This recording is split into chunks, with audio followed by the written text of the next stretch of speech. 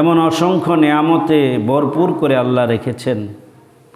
আল্লাহ এই কথাটা কোরআনে বলছেন, ওয়াইন তাউদ্দু নি'মাতাল্লাহি লা তুহসুহা, তোমাদেরকে যত নিয়ামত দিয়েছি সব নিয়ামতের যদি তোমরা গণনা করা শুরু করো লা তুহসুহা, তাহলে আমার নিয়ামতকে গণনা করে শেষ করতে পারবে না। এই যে নিয়ামত, এই নিয়ামত আল্লাহ রব্বুল আলামিন দিয়েছেন, রব দিয়েছেন। এই নিয়ামতের নাশুকরিয়া হয় কখন? যখন বান্দা এই নিয়ামতের খেলাফ কাজ করে, অর্থাৎ গুনার কাজ করে। আল্লাহ রব্বুল আলামিন চোখ দিয়েছেন, নাক দিয়েছেন, মুখ দিয়েছেন, হাত দিয়েছেন, জবান দিয়েছেন। এই সব কিছু আল্লাহর নিয়ামত।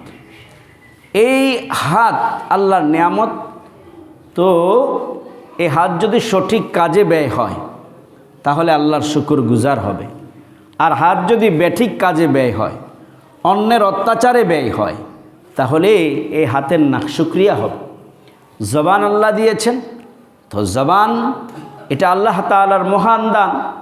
যারা কথা বলতে পারে না তাদের কত কষ্ট নিজের আবেগটা মানুষকে বুঝাইতে, সে পারতেছে না, কত কষ্ট করতেছে। তো আল্লাহ রাব্বুল আলামিন জবান দিয়েছেন, তো এই জবান দিয়ে ভালো কিছু কর, জিকির করা, সত্য কথা বলা, মিথ্যার আশ্রয় না নেয়া, এই সব কিছু জবানের শুকর।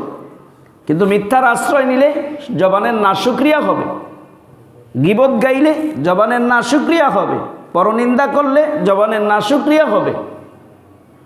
তো প্রতিটা অঙ্গ প্রত্যঙ্গ আল্লাহ রাব্বুল আলামিন যেই কাজে ব্যয়ের জন্য দিয়েছেন, ওই কাজে অঙ্গ প্রত্যঙ্গ ব্যয় করতে পারার নাম আল্লাহর শুকর। আর ওই কাজের খেলাফ অঙ্গ প্রত্যঙ্গকে ব্যয় করা হচ্ছে নাফরমানি, জুলুম।